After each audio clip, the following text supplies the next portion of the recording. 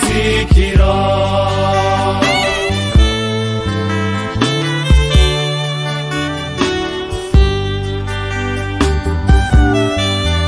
Mana yacu ngo tubumwe n'umuze muzira urwango wuzuye impuhwe kandi utange imbabazi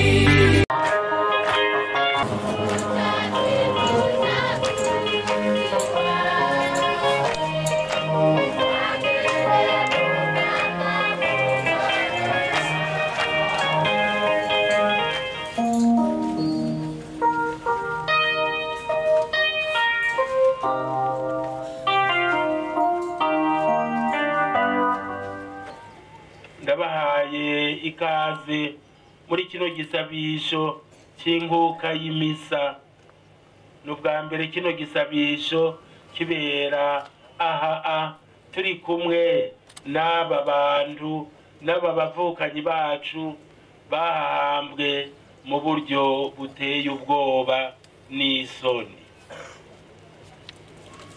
Twashaka rero kubatumira mwese ngo muzane umutima ugamburukira Imana, umutima ushaka kuyikunda, umutima wo kwigira kure icyo cyose gisa n'urwango, kuko twoba noneho tuzitiye inzira y'igisabisho cyacu, kuko twaje gusabira abanyene bari ngaha. Turiko turabasabira ku Mana, tubona ibisigarira byabo, turaronse icemeza c'urupfu rwabo. Si bose bari muri ino micungararo, ariko abishwe bose mu 72 turabonye ingene bavuye kuri ino si, kandi kubera ububabare bwabo turafise umwizero wo gusubira kubabona mu buninazwa bwa Mana Data, umuremyi wa bose na byose, kuko barageragejwe. Muri uko kugeragezwa niho bakiriye urukiza rwabo. Bavukanyi mwagiriwe kano kamaramaza, mwebwe twerekwa n'ano magufa agisigaye, nimutwigishe ko kwica umuntu ari igikorwa kitatanga inyishu. Ukwica umuntu turazi ko ari ukumwaka ubuzima, ukamwaka ijambo, ukamwaka ukwidegemvya kwiwe, ntabagishobora kuguhanga.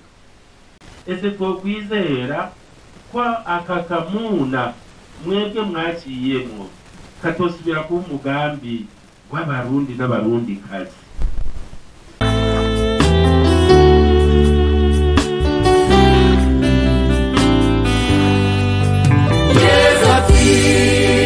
Yawe mwiza ndagusavye ngabo wampaye babumwe nkatwe, isi yemere ko ari wewe wantumye. Mana yacu ngo tubumwe n'umuze muzira urwango wuzuye impuhwe kandi utange imbabazi. Yesu mwiza ni wewe mahoro yacu, urashesha amaraso yawe wabadacanu wakabashire hamwe. Unurika kwikiza umukeba wawe, menya kuwicisha inkota niyizo mwica canke afenywa gahini.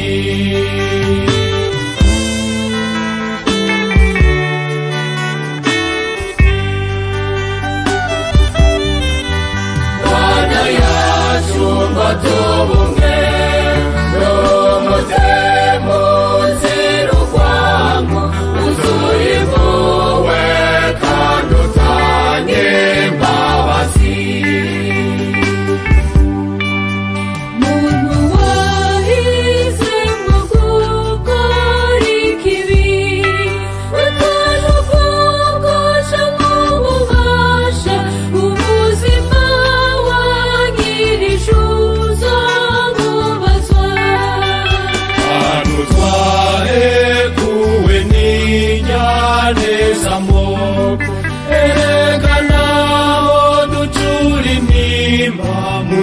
turwanye inzigo yakazikira.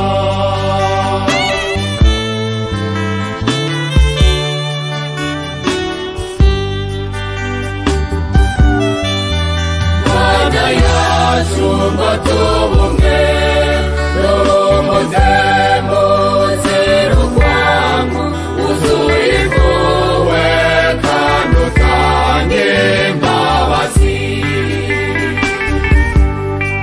Bakunzi bacu umutima watunuye,